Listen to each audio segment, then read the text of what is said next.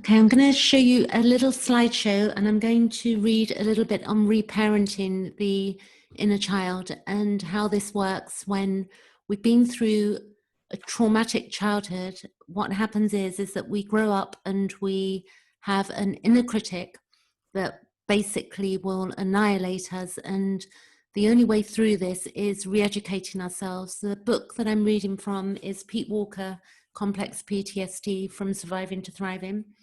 And I'm going to read a couple of pages and help you to digest this information so that it's out there and that people can begin to heal the early wounds. We've got a lot going on in the world at the moment, and a lot of people have been going through, a double hit of trauma, because when you have complex PTSD, which is basically PTSD with, it becomes complex when you have loads and loads and loads of memories from childhood where there's been disdain or, like physical abuse, sexual abuse, and also verbal abuse, and all abuse to a child is the same. In fact, any abuse to any human being, it's, it all adds up to the same thing.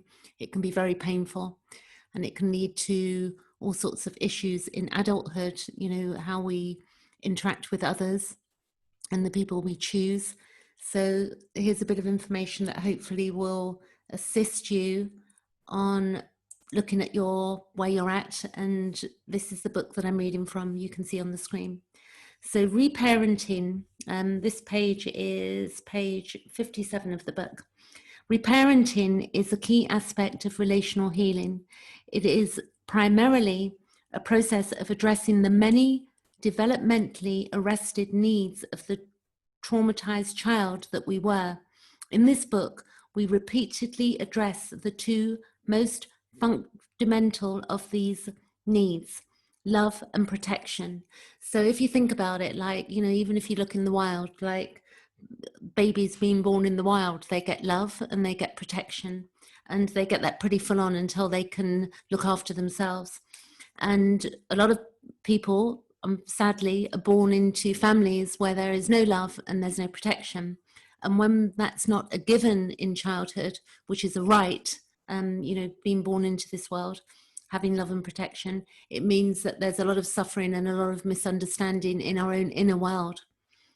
He goes on to say, suggested intentions for recovery, and he says Toolbox 1 in chapter 16 renders yet another picture of the diverse developmental arrests that may as yet be unaddressed in the complex PTSD survivor. The toolbox presents these needs as tangible goals that we can use to direct our recovery efforts. So with what he's mentioned here, I'll make a video tomorrow. This is Toolbox 1, chapter 16. I'll get that on a screen and put it out there in a couple of days. But I'm going to explain now, the next bit of this book is self-mothering and self-fathering. And Pete Walkers says, an important yin-yang dynamic of reparenting involves balancing self-mothering and self-fathering. When a child's mothering needs are adequately met, self-compassion is installed and the care of at the core of her being or his being. When the same is true for self-fathering or for her fathering needs or his fathering needs, self-protection also becomes deeply embedded. So we can see there that if we have, we've been given the love of a mother and the protection of a father, then, but the issue is that we're going to have to do that for ourselves as adults. Nobody else is going to do this for us. And as we do that, we, can have very fulfilling relationships going forward. He also mentions that self-compassion is the decimale of recovery and self-protection is its foundation. So we've got to remember, for self-recovery, we need self-compassion and self-protection because it's the foundation. When self-compassion is sufficiently established as a home base to return to in difficult times, an urge to be self-protective naturally arises from it. So when we start having self-compassion, then we will start to protect ourselves, because if you have compassion for something, then you value it and it's important. And we naturally then begin to protect that and protect our space and whatever else we need to protect in our lives. He goes on to say, living in the world without access to these primal instincts of survival is truly terrifying. So you can imagine a baby born, you know, into a household, no love, no protection. You can see what's going to happen there. It becomes clear. And we're so hard on ourselves that a lot of people, you know, no matter, and I've seen this so many times, you know, if I've brought up sexual abuse or something and people said, oh, well, my childhood wasn't as bad as that, you know, and parents, they do, you know, unfortunately, I guess one could say that, you know, well, some people will say, which I don't find excusable, but, you know, well, look at the bad childhood they had. There are some things that are inexcusable. We can digest that as an adult and we can come to our own conclusions about why our parents may have mistreated us or didn't love us. But at the same time, the damage has been done, and then we've got to spend our lifetime, a lifetime undoing the work, you know, that should have, the beauty of, you know, protecting and loving a child. Like, how hard can that be in reality? Anyway, he goes on to say, we advance our recovery process immeasurably when we commit to remothering and refathering ourselves. And I encourage you now to commit to becoming an unshakable source of compassion and protection for yourself. So a mother's going to have, you know, naturally, it would be a beautiful thing if all mothers did. They're going to have compassion, and they're going to have, and a father would have protect you. So for a little girl, you know, if she's not protected by her father, she grows up into the world and she'll, you know, meet men who maybe are not kind or they're abusive, and she will see that as normal if the father was like that. And if there's been no love from the mother, the same thing for a little boy, you know, he won't know how to love himself. So it doesn't matter if you're a boy or a girl, it's the same, works the same way, the self-mothering and the self-fathering. I'm going to go continue reading here. Self-mothering and grows self-compassion. The most essential task of self-mothering is building a deeply felt sense that we are lovable and deserve to be loved. Self-mothering is the practice of loving and accepting the inner child in all phases of his or her mental, emotional, and physical experience. The inner child is, if the inner child is problematic concept for any reason, you can imagine nurturing a developmentally arrested part of yourself. So, you know, I will say that it was very difficult for me when I started doing the inner child work, because my child, as a child, I was treated so badly that I had no bond with that inner child, the beauty of her. I had a lot of distaste for her and I had to build a bond with my own inner child. Pete Walker goes on to say that self-mothering is based on the precept that unconditional love is every child's birthright. And I think we can all agree with that. Recovering from the loss of unconditional love is problematic. Not getting enough of it as children was the greatest loss we had. Sadly, this loss can never be completely remediated, because unconditional love is only appropriate and developmentally helpful during the first 2 years or so of life. And, you know, in spirituality, people will, you know, go on or mention unconditional love. And as adults, I have to say that we can overall have that for humanity, a sense of unconditional love for other, but at the same time, there has to be boundaries. There's got to be some rules. There's got to be some realistic stuff going on. We can't just, you know, skip through the, you know, the fields and think that, you know, we just go around not having expectations. You know, there are normal, healthy expectations in human relationships. And also the reality would be that if we think that, if we're brainwashing ourselves into thinking that we've got to love unconditionally, it means that we can put ourselves in a position of fawning, which means that we will be a people pleaser and be nice to people that don't deserve it. So people have got to earn our trust to some degree. We can trust, you know, we can give our trust and whatever, but there are so many aspects that we need to look at. We need to be very aware of how we're operating in our own lives in order to be healthy. So, and I can absolutely agree, the first couple of years of a baby's life, it has to be purely unconditional. But, you know, when a child gets to about 3, you know, it's like, don't stand on the table, stuff like that. And you might have to, you know, be firm and have a few rules so that they don't hurt themselves. This is just normal, you know, but clearly cruelty is not needed.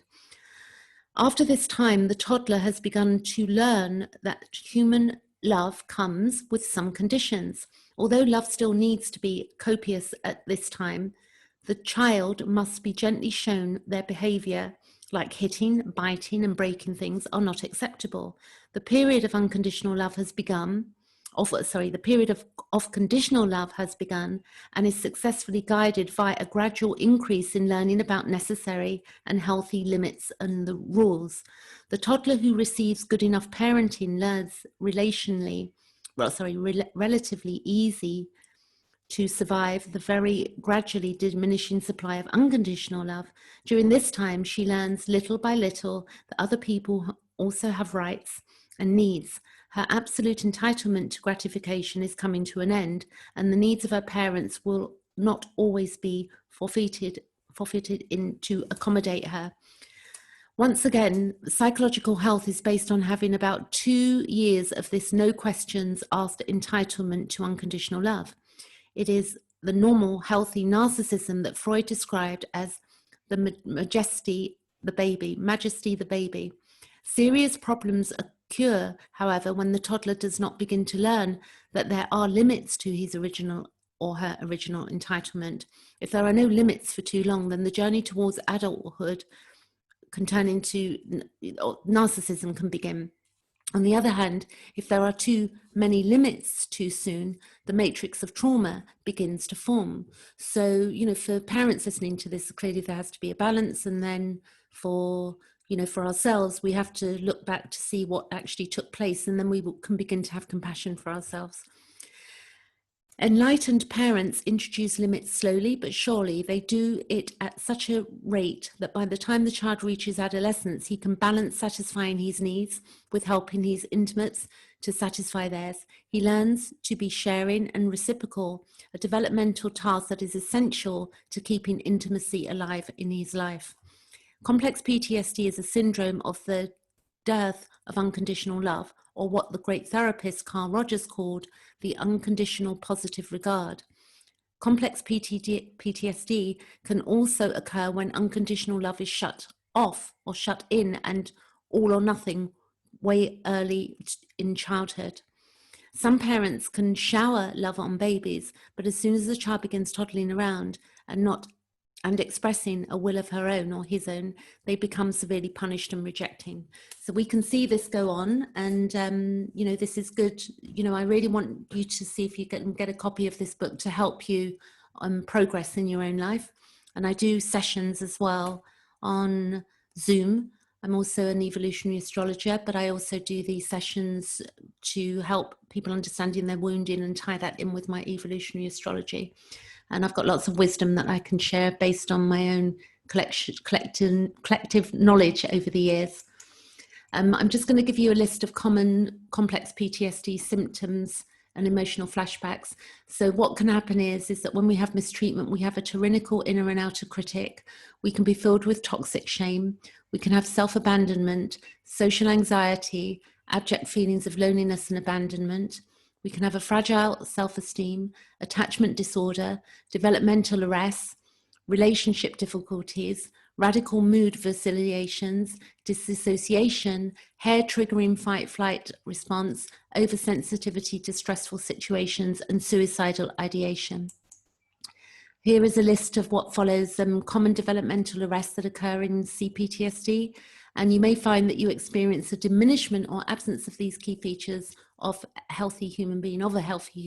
So the healthier we get, they diminish or they increase rather. We can begin to increase these. This is what I'm trying to say. The healthier we get, then we get a clearer sense of ourselves. Typically, survivors will vary on which and how many of these arrests relate to them. Factors affecting this are your 4 Fs. So that's the fight, flight, freeze, fawn. This is all in the book, so do get the book.